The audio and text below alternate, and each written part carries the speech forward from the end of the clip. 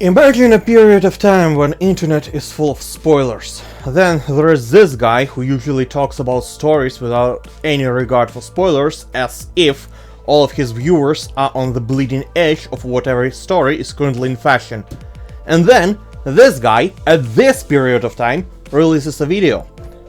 Would you keep watching this video if it promises you no spoilers, or stop? Well, what I want to talk about right now has barely if anything to do with stories anyway. I want to ramble about the most minor things that nevertheless tick me off in Limbus. I am a pro gamer, I can't help but fall into a fixer mentality whenever a problem requiring a fix presents itself, and I have more than a vague idea on how to approach it. And I'm going to start by once again deferring the latest work of Faust Fumo that you have definitely watched by now. There exists an entire association of fixers whose gimmicks stopped being theirs only, and it doesn't feel right. And after thinking about it between the first and second iteration of the script, my conclusion is upsetting to every true Shi Association fan out there. First, the biggest contributor is them Shi fixers back in the library being effectively knocked out of the wind, so most of their gimmicks work right out of the gate. However, the conclusion one can draw from it is the library encounter with the Shi being a very edge case driven by the story at that point, and so usually Shi Association doesn't fight like that. The second contributor is power creep, or in case of transition from library to Limbus, power reset. Fixers who went to the library, their physical condition notwithstanding, with the second best in the whole branch, meanwhile respective identities in Limbus are the rock bottom who we should be surprised if they're even able to get the job done. Now, of course, I do agree that Shi Association should have received something since release, but I do have a suspicion as to why that didn't happen. And that's because, after thinking about it, I concluded that there's nothing special about receiving a power boost in a dire situation. Games have been doing that since 2002, at least. And the city and stories El Director tries to tell about it are dire. So people outside of a very specific association learning to do that is not newsworthy. And then, since stories and their presentation precede everything else, Shi Association engaging in direct combat instead of, killing people, makes the gimmicks coincide with the lore as much as centimeters coincide with kilograms. So now, I'd imagine El Director Kim of the Jihun is nervously sitting in his chair now, petting the office dog to calm down, and trying his best to come up with the Leonardo da Vinci tier idea of squaring a circle using humanity, and a completely new gimmick for the Shi Association. Will it involve slashing? Will it involve single coins? I think it will involve unopposed attacks, like what the Assassins of Kanto 8 are already doing. Imagine an assassin not taking their target out in the most efficient way possible from the back. Assassin's Creed series were a mistake. As to why our current Shi identities won't work with that, there are two green rookies to figure it out. Skill issue, deal with it. I spoke too much about Faust Fumo's preferences when I wanted to talk about keywords, so now I'm getting back on track. Keywords take advantage of mind's ability to memorize repeated relevant information and reusing it later without repeating the whole thing, saving you time, patience, and possibly ridicule. A comparison between Yu-Gi-Oh! And Magic the Gathering, I think, shows it best. In Yu-Gi-Oh! There's barely such thing as a keyword, and it mostly refers for the way you bring your monsters out. Effects of monsters themselves are written in full on any distinct card. But in Magic, a good chunk of permanent properties are keyworded. If I play this beast with Trample, then by the time I play my 7th creature with Trample, everyone and the judge would assume you have learned what Trample does by now. Again, examples exist and some more fitting than others. But when the keywords are introduced with the purpose of being reused once players have learned the meaning of them, a reasonable thing to do would be to reintroduce said keywords to the content that predates them. Exhibit A, Solemn, Lament, Gregor, with the word salad over here that can be replaced with Unfocused Volley keyword without any loss in functionality.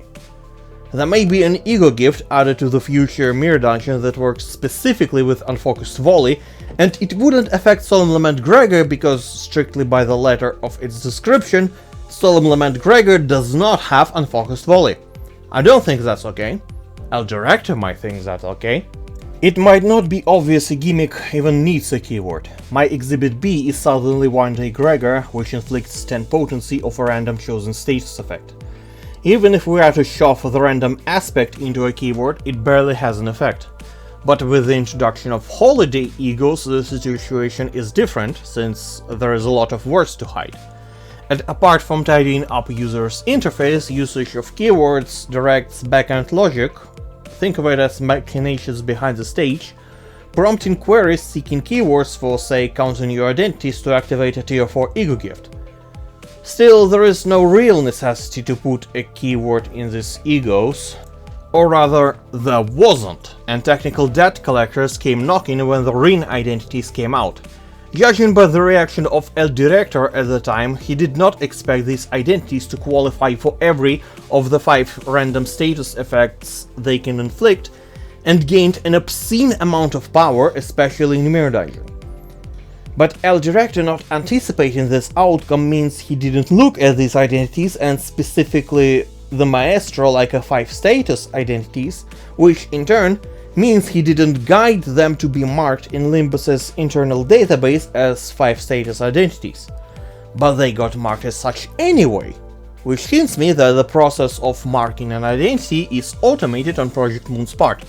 Script goes through the logic, sees a keyword, adds it to the list of what the identity is capable of, and with the Maestro and his student, the script put all 5 statuses as valid. It's particularly upsetting within context of this video, because if said script would have discovered a different keyword for a status instead, all of this naturally would not have happened. We all know how it ended in our mirror world. Both of the Ring identities received a crutch overriding the script's auto-detect with its own logic. Which means the next time a random status effect selection becomes part of any kit, the word spaghetti and crutch passives will be back. Sad. Coming down to it, after however long this video has been already, the use of keywords, like all subroutines, becomes more, let's say, elegant if you adopt some rules of the thumb. For example, your keyword replacement should be simple enough to be applied in a lot of places, but large enough for the replacement and memorization to be worth it. Reuse is good in general, and lack of reuse is not preferable. First example, N-Corp fanatics.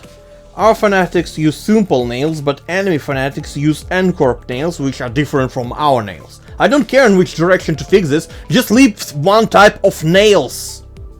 Second example, Technology Liberation Alliance people wearing red sheet ego gear, which they use to gain Entangled Curse Talisman, which boosts their damage until it doesn't. Both one of the ego users, Morale, and the abnormality from which these ego gears were extracted so that no one will cry, also work with reattached Curse Talisman, in addition to Entangled Curse Talisman, which didn't go anywhere.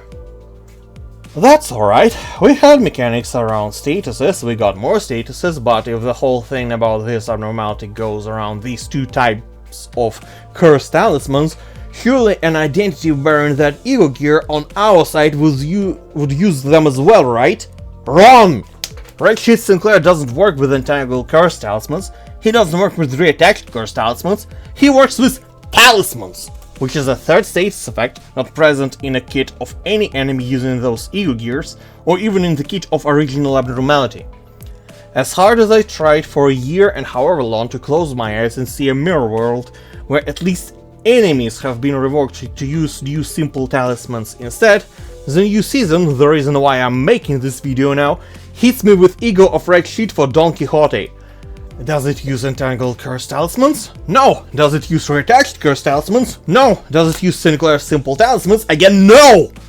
We have Twisted Curse Talismans now, which is a 4th type of talisman given by this wooden doll and its egos, and the 2nd one not used by any enemy using those ego gears or original abnormality.